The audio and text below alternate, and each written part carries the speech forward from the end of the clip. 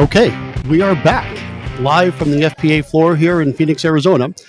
This is goRIA, and if you've been watching for the past couple of days, you know that we are here live at the FPA National Conference. I'm Chuck Vela, and we have a great guest for this particular episode, the president himself of the FPA National, James Lee.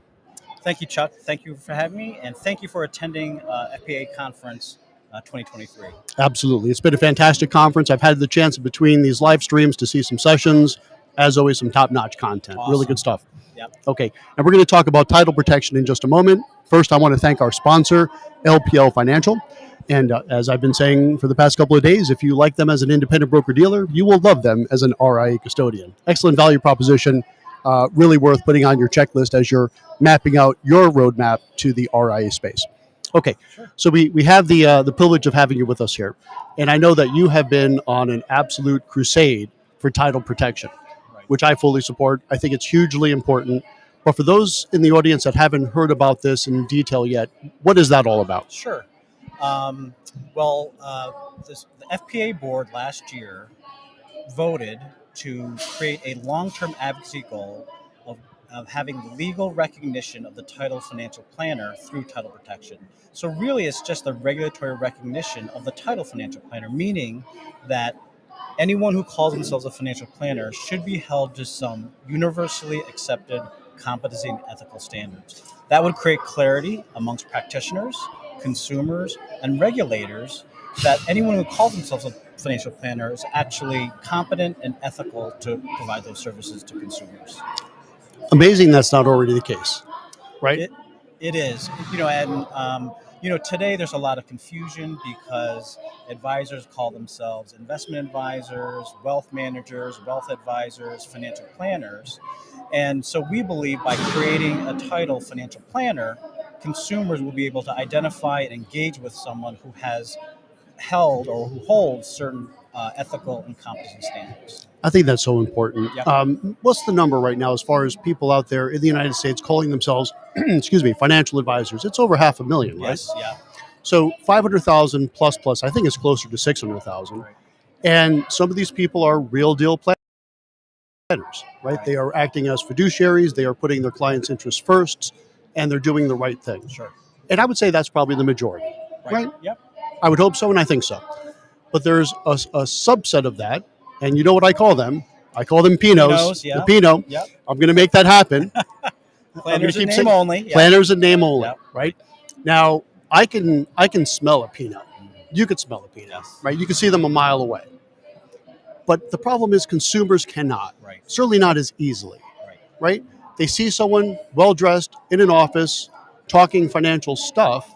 They think they're dealing with a planner. Right. Maybe they are, maybe they're not. Right. And that's what you're really talking about with this, right? We are, because when a consumer engages with an advisor, they are relying on that advisor to provide them with smart decisions, smart advice to make them make good money decisions. And as we know, money decisions are so important to the life of a client and their families and the generations to come. So we need a professional called a financial planner who has attained standards in order to provide that advice. Absolutely. Again, critically important. And that's really the bottom line, advice, right? And, I host goRIA. I love the RIA space. I went RIA myself about 4 years ago, and I'm clearly an enthusiast and advocate for the industry. Right. And I often bash, maybe you would say, the broker-dealer side. But I want to be clear on this. I do believe the broker-dealer world is vital and excellent as a product delivery mechanism. Yes. As And a product. we need that part of the financial services market to provide the services that they do. Absolutely. Right. But that is not to say they are a good advice delivery mechanism, because they really don't deliver advice the way we see advice as fiduciaries in the RIA space. The problem is the consumers don't know the difference, right? We know the difference, they don't. So again, the broker-dealer world, if you're going in there knowing what you want, and you want someone to say, here's the compare and contrast of these 4 or 5 different products, that's good. So I think it's good for the do-it-yourself crowd, right? The sophisticated crowd, the institutional investors. But I promise you, those clients that are going into those broker-dealers, they think they're getting advice. Right. they don't know they're getting sold. Right. And hopefully Again, this will help. yes. So that what we're trying to do is create clarity Right. for the consumer, the practitioner, and the regulator. Yeah. Yep. So what's the prognosis? I know it's a difficult battle, and I know Yes. you've been working and doing yeoman's work on it, but Right. where are we at with this? So we're still very early in the process. When the board announced the decision, what we decided to do was take a long view approach. We want to gain the perspective and learn the perspectives of all the industry groups in the financial planning ecosystem.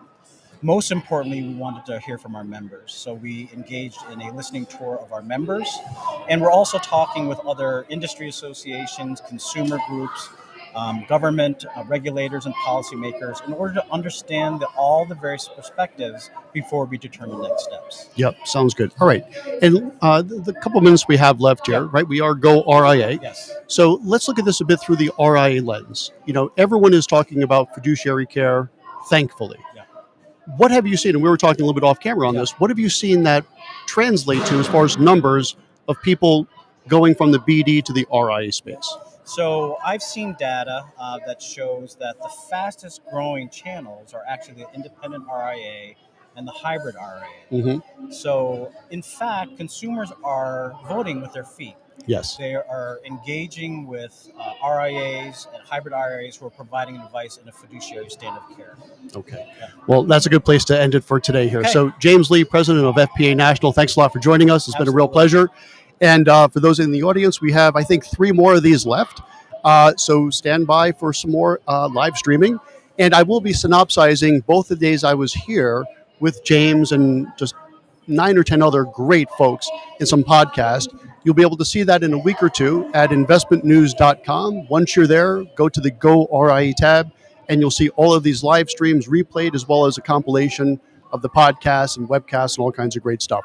So on behalf of Investment News and goRIA, I'm Chuck Fala. And again, thanks, James Lee, for being with us. Absolutely. Thank you, Chuck. Okay, you bet.